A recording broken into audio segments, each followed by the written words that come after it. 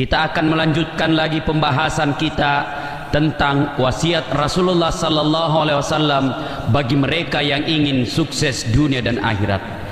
Pada wasiat yang kelima ini, Rasulullah sallallahu alaihi wasallam mengamanahkan jika ingin sukses dunia dan akhirat, wa minal laili fatahajjad bihi, yaitu bangunlah sepertiga di akhir malam untuk salat tahajud. Para pendengar yang saya muliakan, kapan dan bagaimana cara melakukan salat tahajud? Waktunya malam hari setelah tidur, dan caranya sama dengan salat-salat sunat yang lain, mulai dari gerakannya sampai dengan bacaan-bacaannya. Hanya saja bedanya dengan salat sunat yang lain, salat tahajud syaratnya harus setelah tidur pada malam hari. Para pendengar yang saya muliakan, selanjutnya, apa sih keutamaan salat tahajud itu? Keutamaan salat tahajud diantaranya, yang pertama, diangkat derajatnya oleh Allah Subhanahu wa Ta'ala. Saya ingin memberikan sebuah contoh. Di kantor ada pegawai yang tekun kerjanya, masuk kerja tepat waktu dan pulang kerja pun tepat waktu. Kerjaannya juga sangat bagus. Kemudian pada hari Ahad dia datang ke rumah pimpinannya, membawa mungkin pisang ataupun membawa kacang-kacangan. Sampai di rumah bosnya, bosnya akan berkata, ini anak buah saya bagus juga, di kantor kerjaannya baik, kemudian hari Ahad dia datang silaturahmi kepada saya. Maka bawahannya ini meskipun belum saatnya naik pangkat, karena di mata bosnya dia karyawan yang baik, maka diangkat derajatnya. Demikian juga dengan Allah. Orang yang salat 5 waktunya beres, kemudian ditambah lagi dengan salat-salat sunat, kemudian tahajudnya juga lengkap, maka Allah katakan kepadanya, maqaman mahmuda, saya angkat derajatnya. Orang yang rajin salat tahajud, insya Allah akan diangkat derajatnya di sisi Allah Subhanahu wa Ta'ala. Yang kedua, keutamaan orang yang rajin salat tahajud, dikabulkan permintaannya. Dalam salah satu hadisnya, Rasulullah sallallahu alaihi wasallam bersabda, barang siapa yang mendirikan salat tahajud 40 malam berturut-turut, maka dikabulkan apapun permintaannya. Di sisi lain, dalam hadits qudsi Allah katakan, apabila hambaku bangun sepertiga di akhir malam untuk menunaikan salat tahajud dan memohon kepadaku, maka aku malu tidak mengabulkan doanya sebelum fajar. Subhanallah, Allah malu tidak mengabulkan doa-doa orang yang bangun salat tahajud. Para pendengar yang saya muliakan, saya ingin memberikan contoh keutamaan salat tahajud ini dengan mengibaratkan biaya pulsa telepon. Kalau kita menelpon jam 6 pagi sampai jam 18 sore, biasanya bayarannya 125%. Kenapa? Pada waktu tersebut saluran telepon sibuk, hampir semua orang memakai teleponnya. Tetapi pada pukul 23 sampai dengan pukul 6 pagi itu diskon 75%. Kenapa didiskon?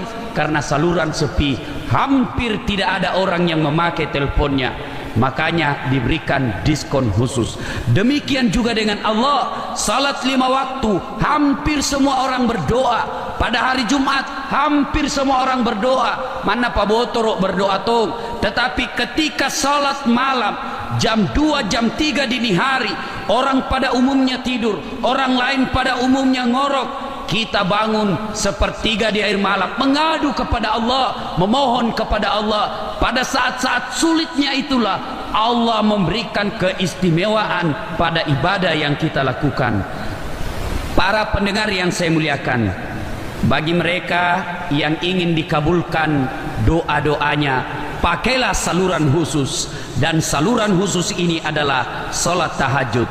Saya menghimbau kepada anak muda yang ingin melakukan pelamaran, yang ingin melamar gadis impiannya, bangunlah sepertiga di akhir malam, berdoa kepada Allah. Allah yang mengetahui jodoh kita, Allah yang mengetahui yang gaib. Selesai sholat tahajud 2 rakaat atau 4 rakaat, lebih mulia lagi 8 rakaat, kemudian ditutup 3 witir. Selesai sholat kita berdoa kepada Allah, ya Allah, Engkaulah Zat yang mengetahui yang gaib, Engkaulah yang mengetahui jodoh hamba. jika si Fatimah cocok bagiku, satukan hatiku dan hatinya dan berikan kemampuan bagiku untuk mendapatkannya.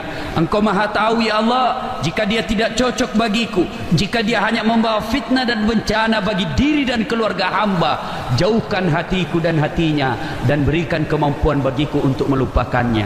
Dan yang lebih penting ya Allah, bukakan pintu hati orang tuanya supaya sedikit juang panaik na minta. Itulah doa bagi orang-orang yang ingin melamar. Pergunakan fasilitas salat tahajud sebelum kita datang melamar. Para pendengar yang saya muliakan, dalam Al-Quran Allah juga mengabadikan keistimewaan orang yang sering salat tahajud.